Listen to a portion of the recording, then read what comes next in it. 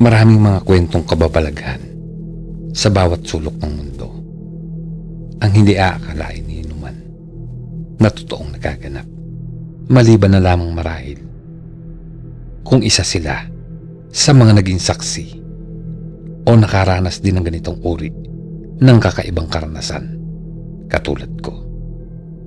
Ako po si Tiago, sir, isa sa masugid mong tagapakinig. Maliit pa lamang ako ay pamilyar na ako sa mga kwentong nakakatakot dahil ito po ang tanging naging libangan namin noong kabataan namin ng kapatid kong si Ate Auring bago kami matulog. Mga kwentong tungkol sa mga nakakatakot na nilalang. Sa mga gabing wala si tatay at nasa kubo namin sa bukid para magbantay ng mga inaning palay, o kaya naman ay nasa biyahe siya para mag-deliver ng palay sa mga syudad, ay malaya kami nagkikwentuhan ni nanay ng mga nakakatakot na karanasan ng mga kilala niya sa kanyang probinsya. Ito ang ginagawa namin pang-aliw sa amin para makatulog kami na gustong-gusto naman namin kahit pa nakakatakot. Ngunit sa lahat ng mga ito ay wala nang mas nakakatakot pang nilalang para sa amin kundi si tatay mismo. Kinagisnan ko na ang pagiging malupit na asawa at ama ng tatay ko. Sa tuwing nasa bahay siya ay walang araw na hindi nagagalit sa amin sa konting pagkakamali. Kaagad niya kami pinagbubuhatan ng kamay, lalo na si nanay. Natatandaan ko pa nga nung 5 taong gulang pa lamang ako at balak akong i-enroll ng aking ina sa kindergarten sa malapit sa barangay, ay labis na nagalit si tatay. Anong kagagahan na naman ang naisip mong loka-loka ka at ipapasok mong kinder sa barangay ang anak mo para magkaroon ka ng pagkakataon na makakita ng lalaki? Ha? Yung ba gusto mo? Kunwari, iyahatid mo yung gunggong mong anak para magpapansin sa mga lalaki. Natatandaan kong singhal ni tatay kay nanay. Nanginginig na nangatwiran si nanay noon. Namerto, matalino ang anak mo at gusto niyang matutong sumulat at magbasa. Libre naman doon at may pakain pa. May binibigay pang nutriban at gatas. Malaking bagay din yun sa anak mo. Ponyeta ka! Ginugutom ko ba kayo? Yung ba pinapalabas mong tarantada ka, ha? Tungayaw ni tatay, sabay sampal kay nanay. Hindi pa ito nasiyahan at hinawakan si nanay sa buhok at inunod-nod sa dingding naming sawali. Dahil matalim iyon, ay nagkasugat si nanay sa muka at dumugo iyon. Natakot ako nang makita ko ang dugo, kaya umiyak ako ng malakas. Si ate naman na nooy 8 taong gulang ay pinipilit na pigilan si tatay. Ngunit isinalya siya ni tatay sa may bintana. At dahil nga marupok ang bahaging iyon, ay bumigay ang dingding at lumusot ang ulo ni ate hanggang kalahating katawan. Nag-hysteria na ako sa sobrang takot dahil akala ko ay napatay ni tatay ang ate ko. Naisa ng saklolohan ng aking ina ang kapatid ko. Ngunit sinuntok siya ni tatay sa muka. Pumutok kaagad ang kilay ni nanay at lalo siyang napuno ng dugo sa muka. Naihina ako sa salawal ko noon, sir, nang dahil sa takot sa tatay namin. Tama na po, tay. Hindi na po ako mag-aaral. Hindi na po. Nanginginig kong sigaw. Ito ang tatandaan yung mga inutil kayo. Walang pwedeng kumontra sa desisyon ko. Pag sinabi kong hindi, hindi. Nag-aaral na si Auring. Ano pang gusto mo? Asik pa ng aking ama sa nanginginig sa takot kong ina. Tama po siya. Ngunit sa edad ni ating 8 taong gulang, ay grade 1 pa lamang ito. Matagal kasi bago pumayag ang aking ama na pag-aralin ng ate ko. Ano, sisigaw kang gaga ka ha? Sige, lakasan mo. Walang makakarinig sa inyo. Sino mong makialam sa inyo ay pupugutan ko. Naiintindihan mo? Sigaw pa ni tatay, sabay tadyak sa sikmura ni nanay habang nakahandusay na ito sa side. Saglit na nawala ng malay si nanay.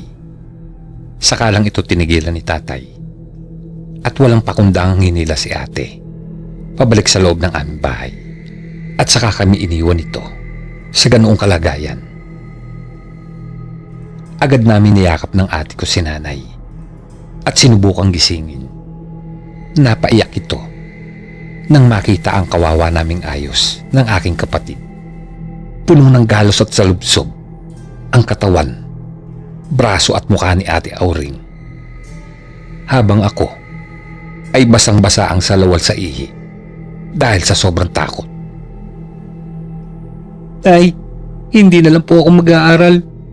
Total, dinadala naman ako ni ate ng kalahati niyang Nutriban. Ayoko na ng gatas, Nay. Hindi na po ako mag-aaral para hindi magalit si tatay. Humahagulgul kong wika habang mahigpit na yakap ang aking ina. Inay, bakit ganun si tatay? Hindi niya ba tayo mahal? Iwanan na lang natin siya. Ayoko na dito. Umuwi na tayo sa inyo, Nay.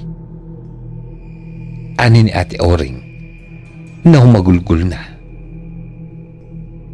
Hindi lang kumibunoon si nanay, pero dama namin ang kanyang pag-aalinlangan. 15 anyos lamang kasi si nanay ko noon nang sumama sa isang kababayan mula sa kanyang probinsya upang mamasukang katulong.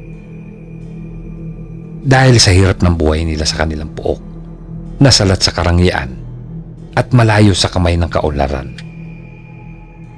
Ngunit mapanakit ang kanyang mga naging amo at tinangka pa siyang halayin ng isa sa mga anak nito, kaya siya tumakas. Walang alam si nanay kung paano siya makakauwi sa kanila dahil hindi siya nakakalabas ng bahay ng mga amo mula nang dumating siya roon. Nakarating daw siya sa isang terminal ng bus, ngunit walang biyaheng papunta sa kanyang probinsya. Isang tomboy ang nag-alok sa kanya ng tulong at pinatuloy siya sa bahay nito. Ngunit sa kasamaang palad ay ipinasok siya nito sa isang club sa Marikina bilang dancer para daw may pangkain siya at pang-upa. Naturuan na siya nitong magpunta sa post office at magpadala ng pera. Hindi niya masabi sa mga magulang niya ang sinapit niya sa Maynila dahil ayaw niyang mag-alala ang mga ito. Doon niya nakilala si tatay na mahigit 10 taon ang tanda sa kanya. Nag-deliver kasi sila tatay ng palay sa lugar na malapit sa kanilang club ng madaling araw na iyon. Napilitan umuna siyang sumakay sa truck nila tatay nang tangkai siyang ilabas ng 2 lalaki sa club matapos siyang painumin ng juice na nakakahilo. Tinulungan naman daw siya ni tatay at ng kasama nito, pero dinala raw siya ng aming ama sa liblib na baryo nito sa San Rafael at ipinakilala sa mga magulang bilang asawa. Wala lang nagawa si nanay kundi sumang-ayon dahil sa utang na loob. Tuluyan na silang nagsama ng aking ama bilang mag-asawa. Noong una ay mabait naman daw si tatay sa kanya. Natutunan niya itong mahalin dahil dama niyang mahal din siya nito, bagamat kakatuwa ang naging simula ng kanilang relasyon. Anak na niya si ate nang mag-umpisa itong magbago. Magkasunod kasing namatay ang mga magulang nito at nasanla ang kalahati ng kanilang ari-arian sa iba. Ang kapiranggot na lupang nasa gitna ng kakahuyan ang tanging napunta sa aming ama nang paghatian ng mana nilang magkakapatid na naiwan ng kanilang mga magulang. Ang palayang dating pagmamay-ari nila ay inaarkila na lamang nila ngayon para makapagtanim ng palay. Mapagmahal naman umano dati si tatay, sabi pa ng aming ina. Pero nay, Sumusobra na po siya.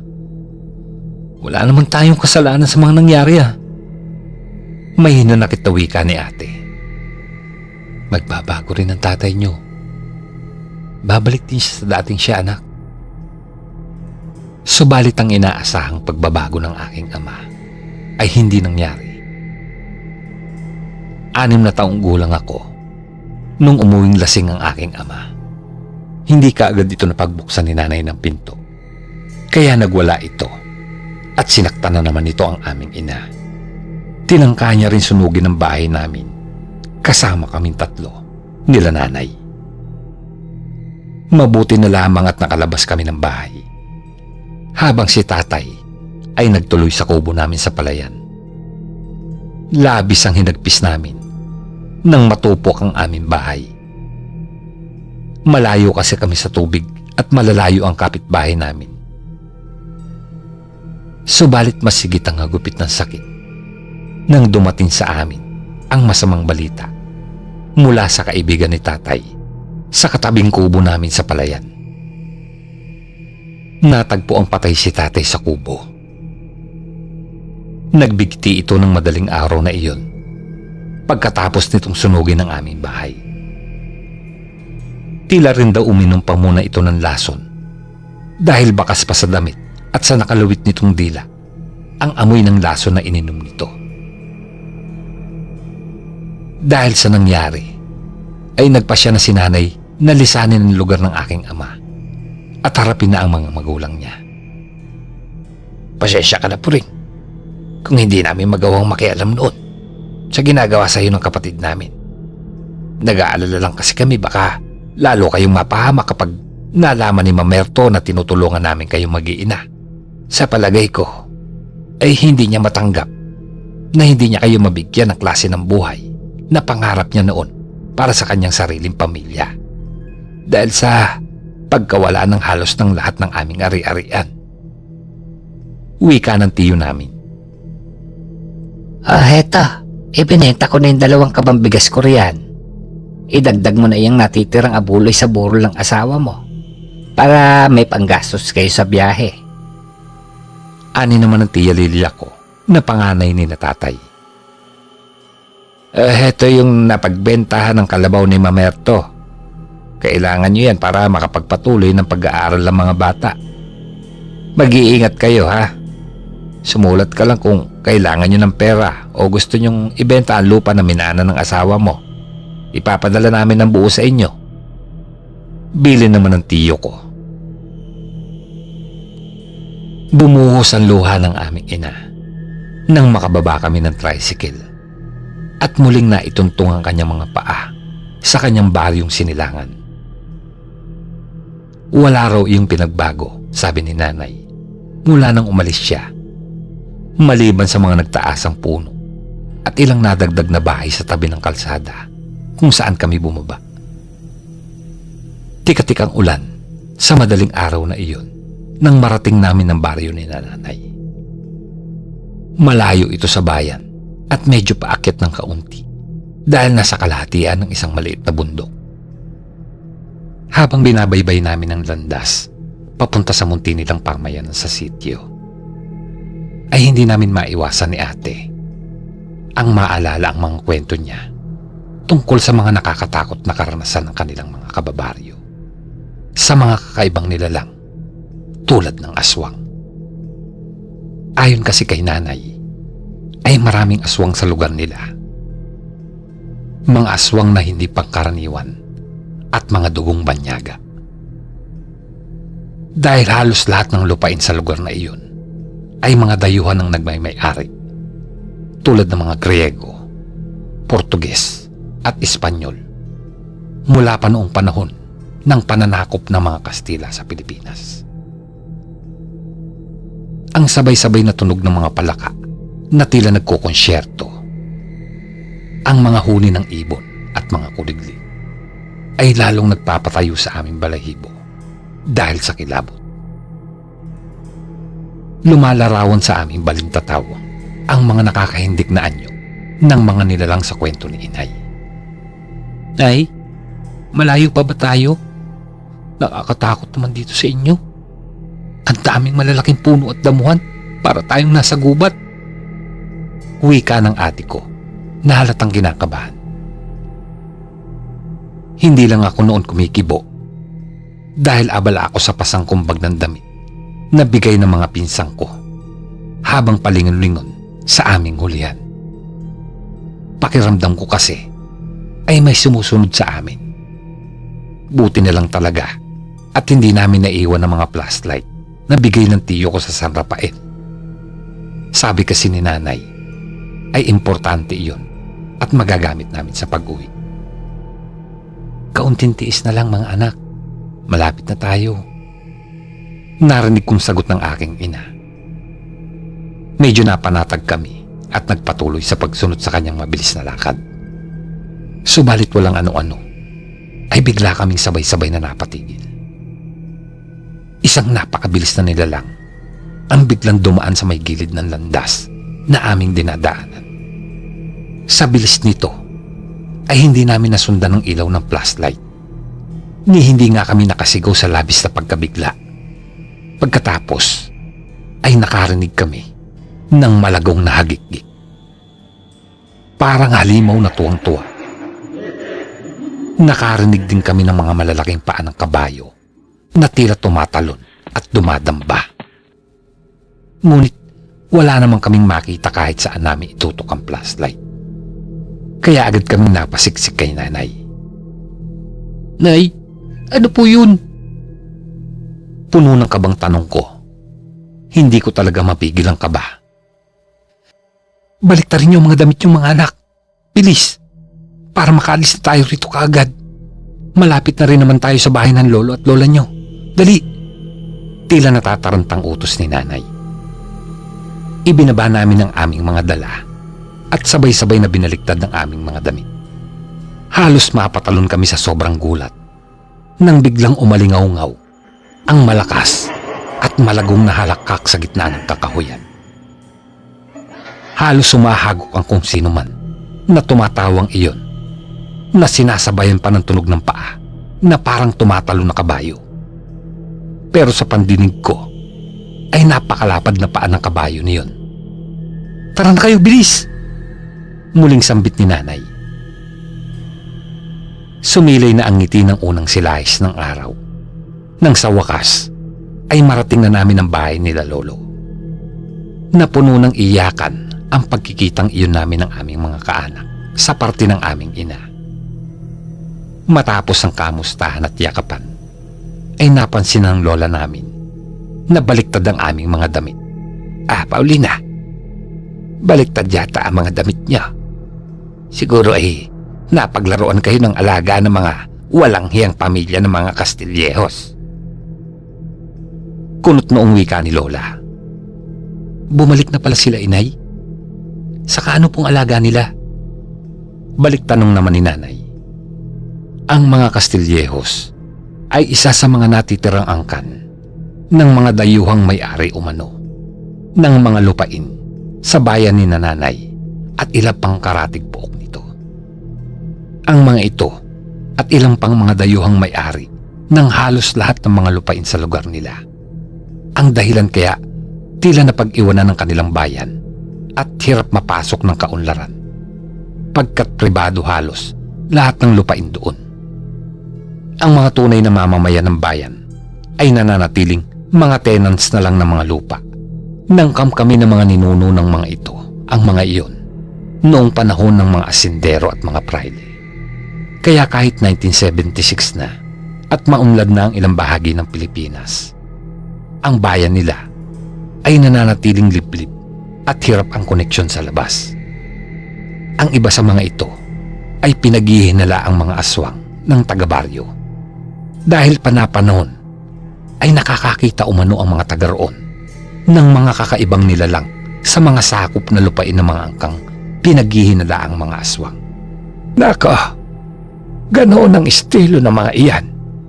Kapag medyo naaalarma na ang mga tao sa mga kakaibang nangyayari at mga alingas-ngas tungkol sa kakaibang katauhan nila, ay umuwi sa kanilang pinanggalingan at nagpapalamig.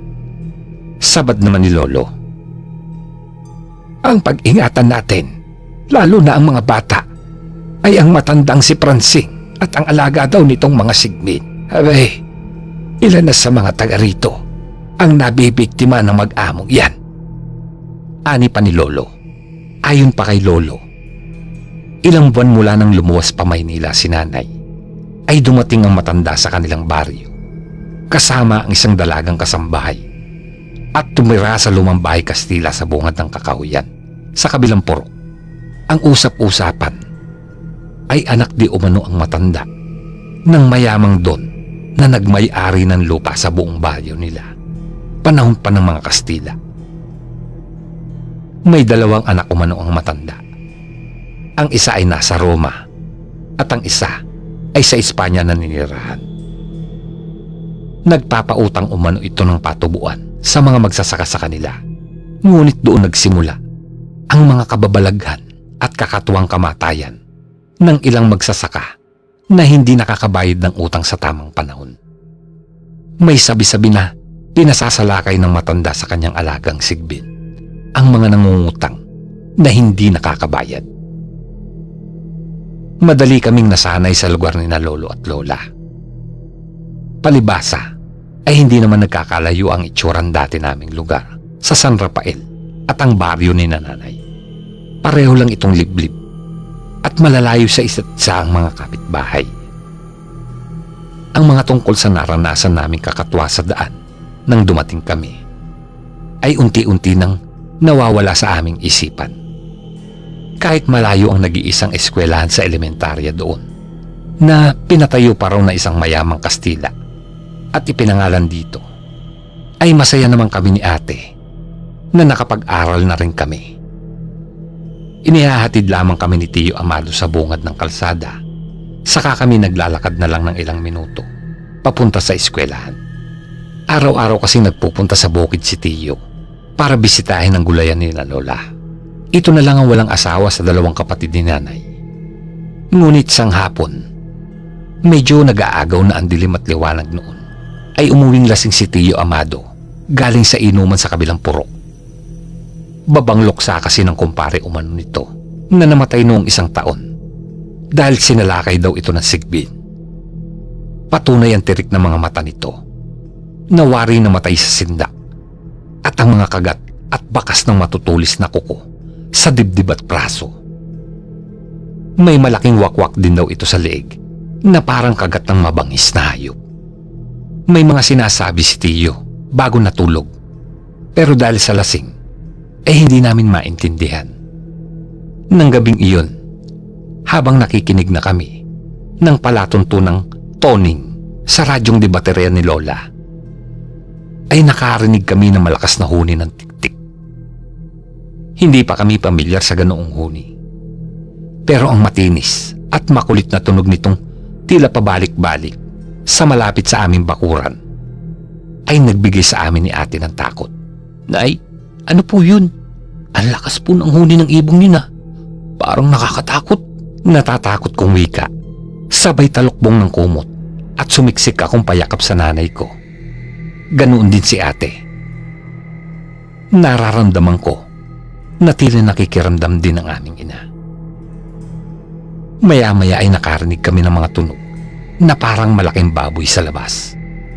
Dinig din ang parang sabik na hagok nito at ang maririing yabag sa bakuran.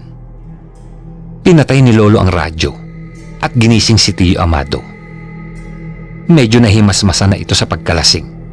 Saan mo nilagay ang kalis ko? Listik ka, bumangon ka nga. At parang may kung anong demotres sa labas. Asik ng lolo ko kay Tiyo. Dahil sa nararamdaman namin pagka-alarma, ay lalo kaming natakot ni ate. Lalo kaming yumakap kay nanay. Ngunit napakunot noo kami nang maramdaman na namin na parang basa ang ilalim ng higaan namin sa banda kay nanay. Agad na bumangon si ate para kumuha ng ilawan. Nang biglang mapasigaw ito, nakita namin sa butas ng bintanang kapis ang isang mata na parang bolang nagbabagang nakatingin sa amin. Napatakbo si Lola sa aming silid, dala ang malaking ilawan. Saka lamang namin natuklasang dinudugo pala si nanay.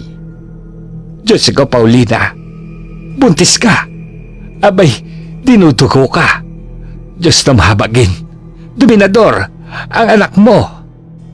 Natatarantang sigaw noon ng lola ko. Hindi po namin alam na buntis pala si nanay. Akala namin ay tumabalang siya tulad namin. Dahil sa nawala na ang inaalalang mananakit sa amin.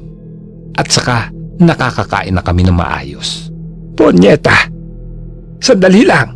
Amado, magbantay ka sa pinto. Titignan ko yung kapatid mo. Magsunog ka na kamangyan ng nanay mo. Lagyan mo ng buto ng kalampunay. Kumuha ka sa loob ng lagayan ng gamit ko sa panghihilot. Utos ni Lola na natataranta. Kinuha nito ang kalis o kris mula sa taguan na sinasabi ni Tiyo. Saka nagdudumaling sumaklolo sa amin. Napansin nito ang muling pagsilip ng mga mata na saglit na nawala dahil sa dalang ilawan ni Lola. Inundayan iyon ni Lolo ng saksak. Nakarinig kami ng nakakakilabot na hiyaw sa labas at tila pagtatarang ng nasakpang nilalang. Nawala uli ang mga mata sa bintana. Ngunit wala pa ring malay si nanay. Maya-maya ay narinig naming humuni muli ang tiktik at tila galit itong lumilipad pababa sa bakuran. Ramdam pa namin ang malakas na hampas ng hangin mula sa paggaspas ng pakpak nito. Pagkatapos ay biglang tila may nagsalpukan na kung anong mga nilalang sa labas. Ang mga labugan ng mga katawan ay dinig na tubig. Nanlalambot na ako sa sobrang takot sa nakikita kong dugo sa higaan namin at sa mga naririnig ko. Sobrang lakas ng huni ng tiktik at ganoon din ang pag-atungal ng isa pang nilalang na wari baga ay malaking baboy na kinakatay. Humahagok pa ito. Mga demotres kayo, kapag may nangyari sa anak ko, susunugin ko ang mga bahay nyo, mga impakto kayo. Tungayaw pa ni Lolo. Isang malakas na atungal pa ang narinig namin bago biglang natahimik. Maya-maya ay mabibilis na yabag ang narinig naming papalayo at pagaspas ng malaking pares ng pakpak. Tay, tinama ako sa likod yung itim na baboy. Bungad ni Tiyo. Lumabas pala ito at nakita niya ang paglalaban ng kakaibang baboy at malaking ibon sa labas. Inispin daw ni Tiyo ng antigo niyang punyal na gawa daw sa dilaw na tanso ang baboy at tinamaan iyon sa bantang batok. Nay, gumising ka na. Parang awa mo na. Huwag kang mamamatay. Hagulgol ng ate ko habang yakap ang nanay namin na wala pa ring malay. Subalit, hindi na ito masyadong inaagasan ng dugo. La, tulungan niyo po nanay ko. Ani ko rin na umiiyak. Hindi malaman ng dalawang matanda kung ano ang gagawin ng mga sandaling iyon. Wala silang alam sa panggagamot o pangontra sa aswang maliban sa kalampunay. Maya-maya ay nakarinig kami ng katok sa pinto. Maring Bianeng, si Maring Lucia mo ito. Tinig mula sa labas. Tila nabuhayan ng loob si Lolo pagkarinig sa boses ng kumaring Lucia nila. Agad na pinagbuksan ito ni Tiyo Amado. Nang makapasok ito, ay agad na nagtuloy sa aming silid. Nawari ay tiyak na ang gagawin. Agad nitong nilapitan si nanay at pinulsuhan. Pagkatapos ay umusal ng kung ano-ano at hinipan si nanay sa bumbunan, sa bibig, ilong at mata, ganoon din sa tainga.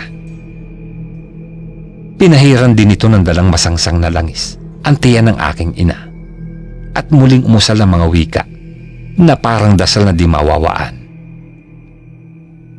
Pagkatapos ay pinilit nitong ibinuka ang bibig ng walang malay naming ina at pinataka ng parang alak mula sa isa pang dala nitong botelya. Ilang saglit pa ay nagising si nanay. Salamat Diyos ko. Akala ko'y mawawala sa amin ng tuluyan ang kaisa-isa kong anak na babae. Ngayon lang uli namin siya makakasama ay babawihin ka agad. Naiiyak na turan ni Lola. Ngunit biglang humilab ang tiyan ni Nanay. Namilipit ito sa sakit ng tiyan. Lakasan mo ang loob mo, Paulina. Pasensya ka na at hindi ko na nailigtas ang sanggol mo. Mahina rin ang kapit nito. Palibasa ay 3 buwan pa lang. Ani naman ni Aling Lucia. Isang matinding hilab pa at inihanda na ng matanda ang pagpapalabas sa patay na sanggol sa sinapupunan ni Nanay. Nang mailabas iyon, ay nakita naming inilagay ni Aling Lucia sa isang balabal. Siya na raw ang bahalang maglibing. Tutal ay dugo pa lang naman iyon.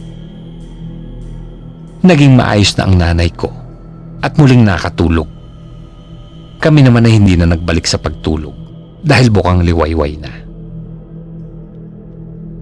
Habang nagkakape, ay naikwento ni Lolo at Lola kay Aling Lucia ang nangyari. Hindi na babalik ang isang yun dito, Maring Bianing. Yak yun. Ani pa ni Aling Lucia bago nagpaalam. Nang makaalis ito, ay saka lang namin naisatinig ang mga tanong sa isip namin. Paano kaya nalaman ni Aling Lucia ang nangyari sa loob ng aming bakuran at bahay? Gayong malayo ang bahay nito sa amin. Nakapagtataka rin na tiyak nito ang gagawin. Sabi ni Lolo ay marunong din daw itong manghilot tulad niya at nanggagamot din daw ito paminsan-minsan. Ngunit nakakapagtakang alam nito kung ilang buwan na ang sanggol ni Nanay. Gayong hindi naman ito hilot o kumadrona. Siya nga naman ano. Saka napansin ko rin na may mga galos siya at kalmot sa braso. Pati yung sugat niya sa may kaliwang pisngi niya tila sariwa pa. Susog naman ni Tiyo Amado na napapaisip. Kinabukasan ng hapon, habang nagmimerienda kami, ay muling nadalaw sa bahay si Aling Lucia. Nabalitaan namin mula rito na namatay na pala si Aling Pransing. Nako, napuruhan ni Amado ang switik na matanda. Ani pa nito, nawaring tiyak na tiyak ang sinasabi. Napangisi si Lola noon habang ipinagbabalat ako ng nilagang saging na merienda namin. Paano na kaya ang mga alaga niya, Sigben? Ani ni Lola na napapaisip. Walang Sigben, Mare. Tambalos-los ang nakikita ng mga tao dito sa atin. Ang ilang natatagpo ang patay na magsasak sa atin ay biktima ng aswang na si Pransing. Ani ni Aling Lucia. Ayon pa dito, ito at ang ilang mayamang may-ari ng lupa sa bayan nila ay mula sa mga anak ng mga dayuhang gahaman sa lupa sa mga aswang na taga roon sa kanila noong panahon ng Kastila. Nag-aasawa ng mga taga roon ng mga ito upang makapangamkam ng mga lupain ng mga mamamayan doon. Pagkatapos na malaman ang kahinaan ng mga asawang may kakaibang katauhan, ay pinapatay nila ang mga ito upang walang sagabal sa kanilang adhikain. Hanggang sa ilang salinlahi ng mga ito, ang pagkagahaman sa mga ari-arian ay nananatili. Ngunit pagkatapos ng libing ni Aling Pransing, ay kumalat ang usap-usapan tungkol sa tunay na katauhan nito, pati ng iba pang may-ari ng mga lupa roon. Kahit yung mga hindi naman totoong aswang ay napapagbintangan na. Naging alerto na ang mga tao at naging palaban. Ang lahat ay dahil sa pakalat na usap-usapan ni Aling Lucia. Ngunit hindi maikaila ng matanda sa amin na siya man ay may lihim din. Batid ni Lola na kung si Aling Pransing ang aswang na nag-anyong baboy noon, ay si Aling Lucia naman ang ibong tiktik. Kung hindi lamang nito nailigtas si Nanay ng madaling araw na iyon, ay baka sinugod din ito ni Tiyo Amado. Natuklasan kasi ni Tiyo na hindi naman inilibing ni Aling Lucia ang patay na pitos noon, kundi kinain niya ito. Sinundan kasi ito ni Tito nang sabihin namin ang mga bagay na ipinagtaka namin noon. Lumipas pa ang ilang taon. Ang mga dayuhang may-ari ng mga lupa sa bayan nila nanay ay isa-isa nang nagbabalikan sa kanilang pinanggalingan bansa. Matapos ang mga hindi mawala-walang hinala ng mga tao sa kanila. Ibinebenta na ng mga ito ang mga lupa sa mga tenants nila. Taon 1988, nang umalis ang pinakahuling angkan na nagmay-ari ng pinakamalaking lupain na halos 7 malalaking baryo sa bayan na iyon. Ang mga Bilyasin. Doon lamang unti-unting napasok ng kabihasnan ang baryo ni nanay. Nagkaroon na ng aspaltadong kalsada at kuryente. Hindi na kami ng problema nang mag-high school na kami dahil sa bukod na nadagdagan ang mga eskwelahang pang-elementarya ay nagkaroon na din ng high school. Ngunit kasabay ng kabihasnan at kaunlaran ay ang pagdami ng populasyon sa baryo. Napasok ito ng mga masasamang loob, kaya nagkaroon kami ng maliliit na kampo ng mga militar sa ibang mga baryo. Ang kasamaan ay dumarating sa mga tahimik na pamayanan sa iba't ibang paraan at anyo. Nawala ang masasamang nilalang sa dilim, ngunit pinalitan ng masasamang tao sa lipunan. Sa ngayon ay tahimik na rin naman ang baryong itinuturing na rin naming amin. Dahil dito na kami lumaki ni ate. Dito na namayapa si nanay at ang aming lolo at lola. Ilang dekada man ang nagdaan, ay hindi maalis-alis sa aming alaala ang mga kakaibang naranasan namin sa baryo. Kahit paminsan-minsan na lang kami umuwi rito. Ang kakaibang karanasan naming iyon ay tataglayin namin saan man kami magpunta. Hanggang dito na lang po, Sir Narrator. At salamat sa pagpili sa aking karanasan sa aswang. Ang inyo pong taga-subaybay, Tiago.